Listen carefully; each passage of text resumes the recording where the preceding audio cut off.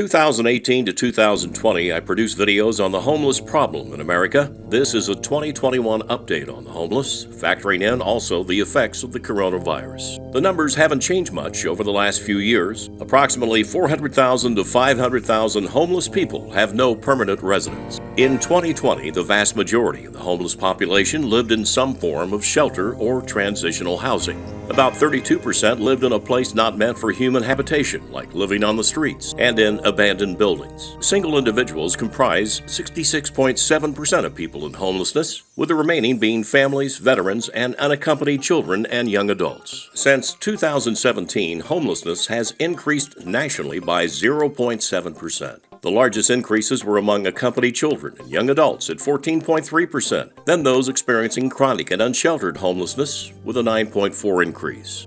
The reasons for homelessness haven't really changed over time. Economic woes, lack of affordable housing, drug addiction, and mental illness still leading the way. The government and homeless advocacy organizations have thrown a lot of money and effort at the problem, but things really aren't getting any better. Then the coronavirus arrived in early 2020, creating a crisis within a crisis for homeless people. Some cities try to create safer zones by keeping homeless camps moved to the edges of their downtowns. They also have provided round-the-clock security, social distancing requirements, and access to water and toilets. But many residents say that hygiene supplies have become scarce, and measures meant to contain the spread of COVID-19 are not enforced. Don't forget about how restrictions have prevented many homeless people from accessing food, counseling, medical care, and any work training opportunities. Homeless people are one of the most vulnerable groups during the COVID-19 pandemic, yet they're largely invisible victims of the chaos. Because homeless people are usually in poorer health and can't self-isolate like in shelters, the federal government has often been criticized for not providing a coordinated response to the pandemic's effects on homeless people. There have been little resources targeted for testing and tracing. Actually, very little is known about how the homeless are faring during the virus.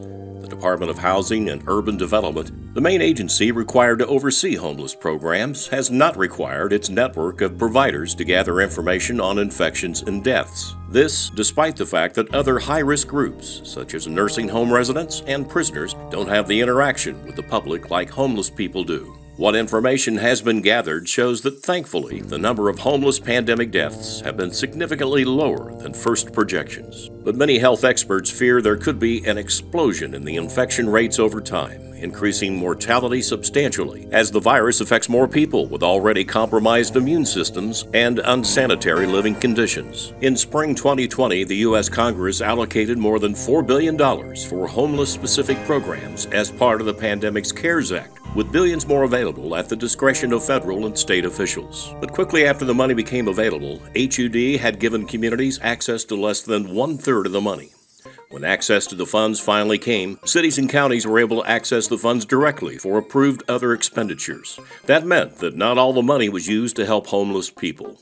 Instead, much of the money was used for homeless prevention, helping people to keep their houses and stay in their homes. A few more final points. If the coronavirus is so deadly and the risk of catching it is so high in the homeless contingency, why are we not finding tens of thousands of homeless dead people in tents? The disease has struck many homeless people living on the streets and in shelters across the U.S., and the cases are likely to keep climbing among this highly at-risk group. The National Alliance to End Homelessness said in spring 2020 the pandemic would make the homeless twice as likely to be hospitalized, 2 to 4 times more likely to require critical care, 2 to 3 times more likely to die as the general population. Testing has been incredibly limited in the homeless population, and the numbers are usually based on how many people are symptomatic. Coronavirus has forced many homeless people off the streets. Many, like in California, were placed in hotels because of the tourist industry closedowns. However, the pandemic's economic destruction will undoubtedly result in more new homeless people who lost their jobs and, in more and more cases, their homes.